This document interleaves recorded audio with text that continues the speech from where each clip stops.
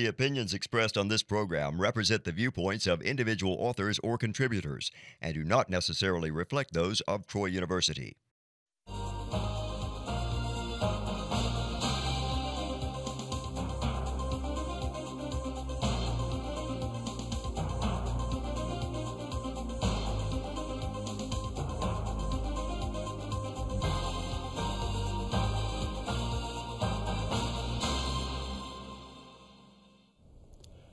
Welcome to International Insights. I am Doug Davis, and with me is Michael Slobodchikoff. On this episode, we will be speaking with Minister Miomir Žužul. Dr. Žužul is a former Croatian foreign minister and served as ambassador to the United States and the United Nations. He participated in the Dayton Agreement and the Washington Agreement to end the Yugoslavian War. He earned his doctorate in psychology in 1987 at the University of Zagreb and a second in conflict management from the John F. Kennedy School at Harvard University. Mr. Žužul, welcome to the program from Washington. Thank you very much. It is really, I'm happy to be with you and to be able to talk about all those interesting topics that you are talking generally. Thank you so much. Minister Žužul, you began your political work in Yugoslavia when it was a communist state. And you rose within the government, and as Doug said at the beginning of the program, you participated in the Dayton Accord agreements and the Washington Agreement, where you represented Zagreb. What were the major obstacles that needed to be overcome, and how was an agreement finally reached? Oh, thank you for so many questions that I can spend like several hours or several days talking about all of that. But indeed, to jump immediately, which I believe it is one of the most interesting part of my diplomatic and international career, it's really Dayton Peace Accords. Before that, I mean, I really cannot say that I was too much interested in politics during Yugoslavia time. I was professor of psychology, and then war started. Somehow I got involved in a war, and then I came to something that I am really genuinely interested in. Those are peace talks and everything related with the peace talks. So I think it's fair to say that I probably participated in more negotiation sessions during the war in former Yugoslavia, probably than anybody else, including Dayton, which was in a way conclusion of the war. And when we look into Dayton from that perspective, Dayton was extremely successful episode. I mean, it's maybe we should look more into that and see from very pragmatical, if you want also theoretical, but very pragmatical point of view, how is it possible, and primarily that it is possible to stop the war when we see all those wars around. So I was a coordinator for a Croatian team for a peace talks in Dayton. I was working on preparation of that primarily with the Americans, with Richard Holbrooke and his team. And I spent all time in Dayton participating from morning till late in the evening in that, as I said, the episode that finished with success. After Dayton, the war was stopped in former Yugoslavia. And then how everything was developing from that time now, and it's almost 30 years, that is something that certainly can be discussed and should be discussed, actually. Excellent. Dr. Žužul, how was Croatia able to preserve its national identity and culture during the Yugoslavian period? Who were the leaders that worked to preserve the national ethos that provided the foundation for the country? And what did it mean for Croatia to gain independence? Yeah. Again, many very interesting and important questions, and particularly those who are not so familiar with our Croatian heritage. We always proudly said that we came in the 7th century as a part of Slavic groups moving from somewhere from the northeast, come to the Adriatic Sea. And what was important for Croatia, that pretty soon after arriving to that territory, Croatia accepted Christianity and actually became very loyal part of the Roman Catholic Church. And I dare to say that was extremely important for creation of Croatian national identity. And for the fact that it was preserved through all those periods of time, because history was not too gentle on Croatia. That is maybe something that actually we shouldn't complain, but should be proud.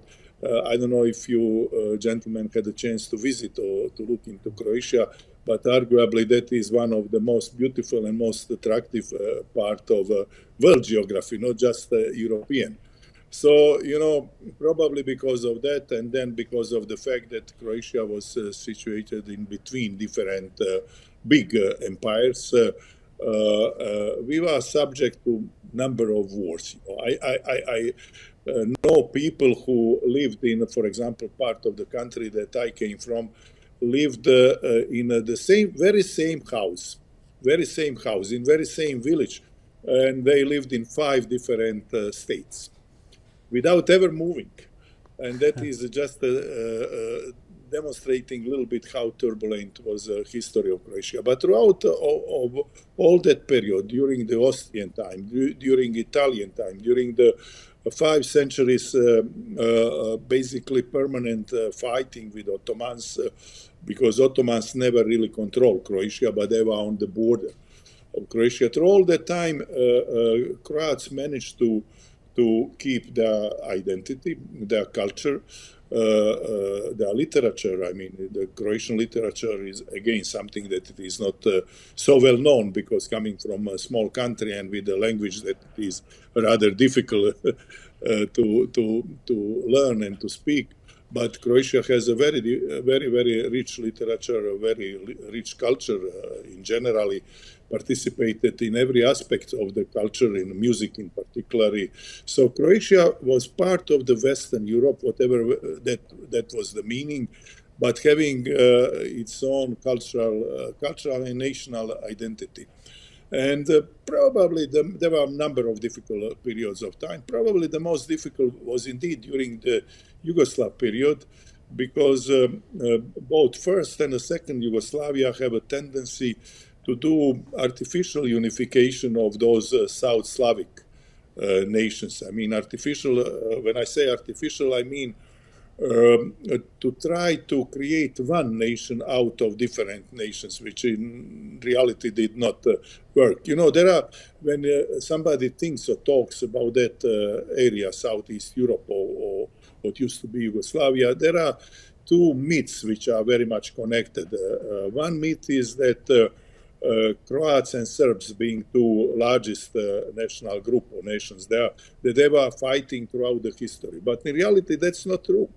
Croats and Serbs were living next to each other, but never fighting until First World War, when they were in different parts of the world. So actually that means that it is applied for that part of Balkan or Southeast Europe is more historically factual when it comes to the Central Europe, to the Western Europe, France, Germany, Northern Europe.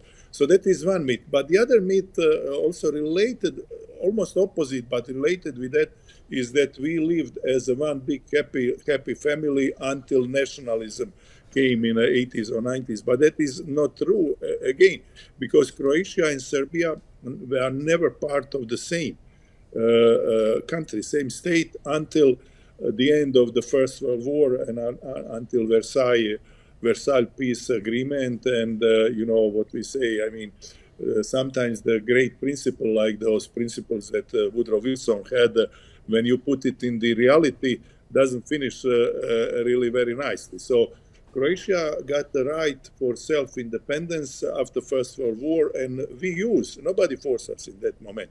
We used that self-independence to go into that community of South Slavic nations, and that was first Yugoslavia. But first Yugoslavia was actually a country with a number of problems, and with the idea to unify those in everything, in language, culture, traditions, in everything. But that, frankly, didn't work. Didn't work because people were of different basic origin, different religion, which was very important in that, and in any moment, a different language. Like, for example, people tend to say that Croatian and Serbian, some will argue even that it is same language. And when you look at the language that we speak right now in Zagreb or in Belgrade, there is really a lot of similarities. But when you go back at the beginning of 20th century, those languages were very different. So they were artificially trying to create from different languages the same, which is now similar. I dare to argue it's not the same. And then in particular during the communism, because communists, that is second Yugoslavia after Second World War under Tito, the communists wanted basically to create one Yugoslav nation under leadership of one leader, Tito, and Communist Party. And in order to achieve that, they needed somehow to erase all those differences, being the major difference, religion. So it's not secret, talking about that part of the history of Croatia, that there is one fundamental difference between Orthodox religion and Catholic religion. They are both Christian religion. They came with the same origins, but the difference is that Catholic religion is organized with a hierarchy and headquarter in Rome, in Vatican, and the Pope is at the top. Orthodox religion, contrary to that, is state-based or nation-based. So you have Russian Orthodox, Serbian Orthodox, Bulgarian Orthodox churches. They are independent from each other. So in Yugoslavia, they didn't have so much problems with Orthodox, not because they love Orthodox religion more. They didn't like any religion, the communists.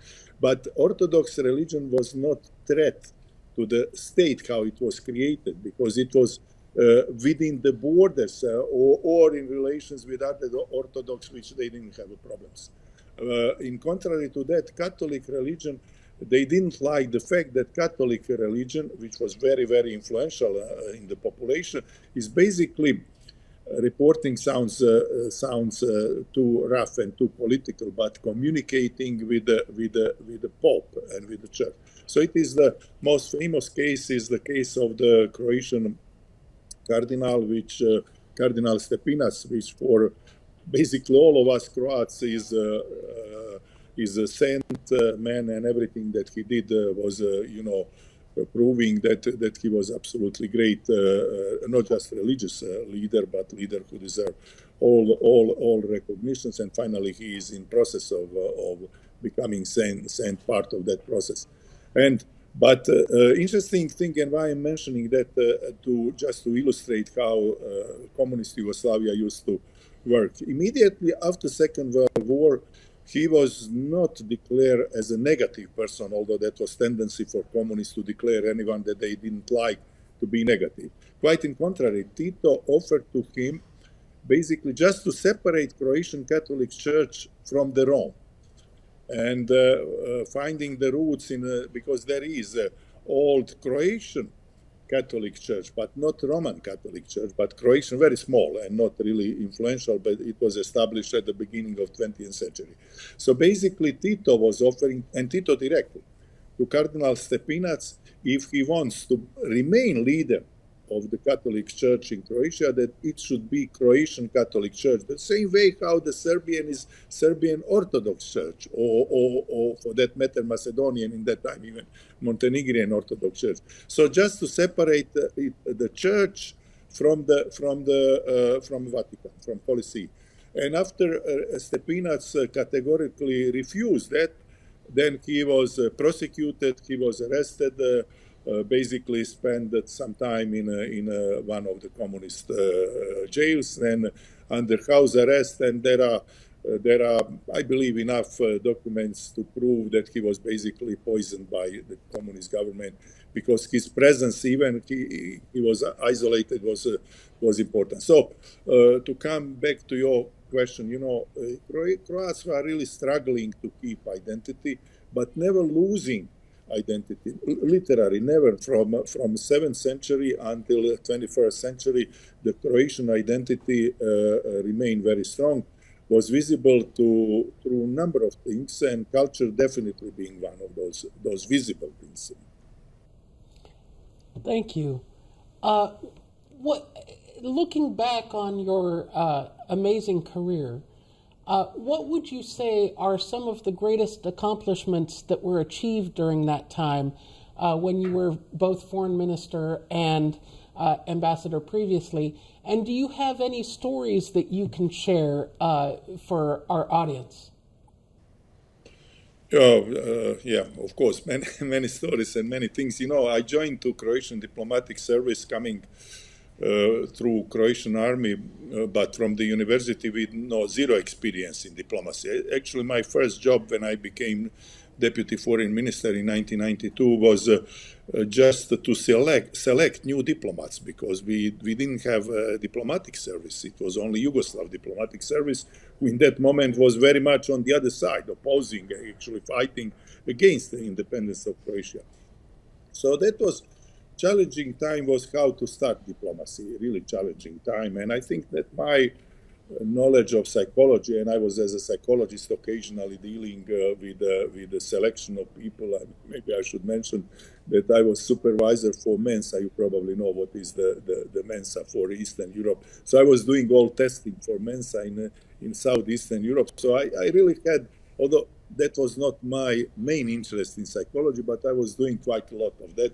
And I'm proud to say that I selected the first group of 200 diplomats. Why I say proud? Because many of them are now career ambassadors. Some of them became ministers. Some of them are working on big international organizations. Just to mention, for example, one young lady, I was her first boss, is now Assistant Secretary General of United Nations. The other one that I was also her first boss is now the ambassador, the representative of European Union to Croatia. So some things that it is very difficult to imagine from that perspective, and that I'm indeed proud of. That was the first. And then I dare to say that I think that we did quite a lot through diplomacy and through peace processes. And my role, which is not so much written, because when you read formally what are my positions, but if I am to pick up the one that I'm particularly proud, and that I think that I, not being too modest, that I really contributed, since 93 until basically the end of the war, I was special envoy of the president of Croatia for peace talks. Diplomacy, the role of the special envoy is not so precisely defined as the role of the minister, ambassador, or any other diplomatic function. But it can be extremely important, because why? Because as a special envoy, you are focused on the key problems. So diplomacy is, we always say, diplomacy is also discipline based on formalities. And in diplomacy, sometimes form is actually the substance. So there is not clear distinction between form and substance. But when you are working on some problems, like, for example, right now, problem of war in Ukraine or Middle East, on that problem, if you go through standard diplomatic channels, they are way too indirect, way too slow, and way too exposed, so to come to the results. Particularly now in 21st century, when everything that you do in diplomacy, it is immediately in the media, which is basically big problem for diplomacy indeed. So if you have a special envoy, and United States was doing that regularly, frankly, from Benjamin Franklin until nowadays, and if you have those persons who are capable to focus on the problem, capable to attract the attention of their respective countries, so to have credibility, and when they negotiate something that the government is behind that, then you can achieve something. Why I'm mentioning that in particular? International community have to try all different approaches toward the war in former Yugoslavia. First, United Nations, the Peace Corps, but no success. They were there. Okay, we can say in a certain level they decreased the level of atrocities and the war, but they didn't stop it. For example, just to mention, I believe that the name of Srebrenica is known to everyone. But what is less known, that Srebrenica, in the moment of those massive massacre, massive killing, maybe genocide, the Srebrenica was one of officially proclaimed UN safe havens. And UN troops were on the territory in Srebrenica. When Serbs came there, they first disarmed the UN troops. So UN was failing in that. European Union, that at the beginning, that time European Commission, at the very beginning of the crisis in former Yugoslavia, they declare that that is the time of Europe, and that is the time when Europe can do something. Europe was failing even way more than, frankly, than United Nations, because United Nations had some mechanisms, not too effective, but some. European Commission in that time didn't have any mechanism. So in reality, things start to change only when, and I'm coming back to my main point, when really informal institution was formed, and that is so-called contact group. Contact group, why? What is the difference between contact group and those formal institutions like United Nations, Security Council, or European Union, or NATO for that matter? Contact group includes those countries that are important to come to the solution. That's number one, which is extremely important. And number two, of the same importance, it must be somebody who is behind that, it must be somebody who guides, even leads that.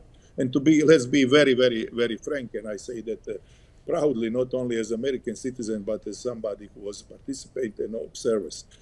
Nothing serious in this time or in 20th century cannot be reached and achieved without the leading role of United States.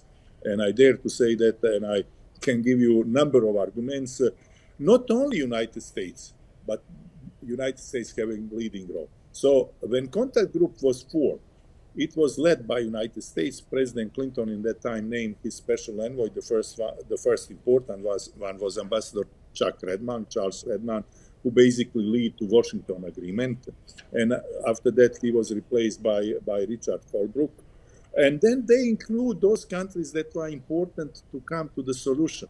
That was European Union, yes, of course, because you cannot exclude European Union, but that was also Russia, which was very important in that moment to come to the solution. It was partly Turkey, because Turkey was very important. So it is very much pragmatical approach.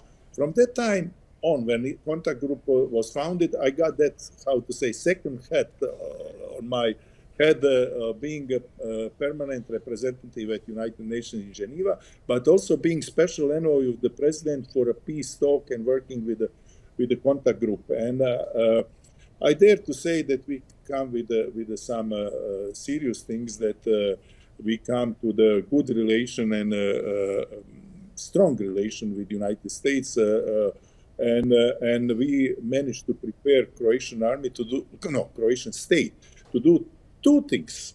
First of all, we prepare army to be able to take back occupied territories. But since our priority was never war, our priority was to come and to control our territory, not necessarily, and primarily not through the war if there is other solution. So, but unfortunately, without war, as it is very often, you cannot come to the other solution. But again, gladly I can say that it was partly war where Croatia liberated part of the occupied territory. But then again, it is sometimes not mentioned often enough that Croatia managed to get back its occupied territory through the peaceful operation and through the really involvement of United Nations, but again, guide on the principles that we communication. So it is very often forgotten. I think it should be repeated always and say whenever we are looking what's going on in the world. Yes, it is possible to come to the peaceful solution. It is not easy, but it is possible. Of course, there are some things that must be met before that. So we had in Croatia in 1995 Operation Storm, which liberated part of the Croatia. But after Dayton basically stopped the war in Bosnia and Herzegovina. But Dayton also created the model through which the rest of Croatia was totally liberated without really one person kills. So, and if you ask me for some anecdotal things from that time or from Dayton, I can tell you a number. Like, for example, let me start from the very beginning of Dayton. I had the opportunity to participate in one of those round tables, and it was at Yale University. That was the time when I was professor at Princeton. So, and there was the head of department who is an academic expert to that, and the general conversation was about the peace missions and peace talks. And somebody asked why Dayton was picked up as a place to organize that, that event in Dayton. And then, that professor, who I don't have any doubts that she's very knowledgeable in her area, but, looking, which we often all do in academia in particular, looking at things from logical and rational way. She was giving kind of what sounds like logical and rational explanation. She said, yeah, look, there are three sides there. Each side has a president. And those presidents in those countries, they have pretty big ego. To tell you very frankly, everywhere presidents in the world, presidents have a big ego. Without that, they wouldn't be president. And that certainly goes to Croatia, Bosnia and Herzegovina, and Serbia. And she said, in order to satisfy them in advance, they need to pick up the base where they will be, treated equally and treated the way how they think that they deserve, so having the big houses. And she said, so Dayton was picked up because Dayton is big military base, and there are houses for several generals. So they could give those generals houses to those presidents, so they were satisfied because of that. Reality was totally opposite, totally opposite. Dayton was never picked up because of that. But those three presidents were living literally in a military barracks. And we were Croats in one barrack. I had room in that barrack. The difference between my room and President of Croatia was that he only has they combined two rooms. So there was one sitting and one sleeping. It was extremely modest, intentionally modest, but for all the same. American delegations live in the same. So how the things, when you look from the academic or from abstract perspective, can sound very logical, but in reality, it can be very different. So Dayton was a pickup for a number of different reasons. It was easy to come from Washington. They couldn't escape from Dayton except if you have a plane to go to fly somewhere. Otherwise, if you get out of that Dayton Air Base, you finish in the middle of nowhere. So so those were the reasons, and not what is sometimes told. I think that it was good decision to pick up the Dayton. So that is kind of anecdote about the starting, and then it was that kind of proximity talks which are happening in one defined territory, as it was Dayton, had a lot of interesting characteristics, because you are basically communicating on almost 24-hour base. So our barrack was looking straight into Serbian barrack, and on the other side was a Bosniak, on that time Muslim barracks, and across was Americans and the others. So we were, watching each other's, communicating, socializing, going to eat together, and of course talking about, what was the substance. So that informal part was as important as a formal part. Formal part would be when somebody of who was leading, and particularly two persons were very important in that time, Richard Holbrooke, whom I mentioned, but also his deputy in that time, young diplomat, now he's ambassador to Serbia, Christopher Hill. He was deputy to Holbrooke, and they were running from one delegation to the other delegation. Occasionally, the Secretary of State will come. Occasionally, even President Clinton would give a call. So the advantage of Dayton was to have everybody there, to have all them communicating, and then to be able to intervene in that communication. And that is what I would indeed call really very good example of diplomacy. Now, not talking only about the outcome, but about the process.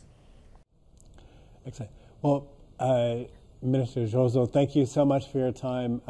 Unfortunately, we're out of time for questions, but this was a great pleasure, and I thoroughly enjoyed it. And before we end, I wanted to thank you in particular for the chapter that you contributed in the Croatian Cultural Renaissance book, which is very foundational. And you talked about the role of opera diplomacy, which I wish we had time to explore, but unfortunately we don't. So thank you so much. It was a great pleasure, and I hope we're able to have you back in the future. Thank you. Thank you very much. Thank you.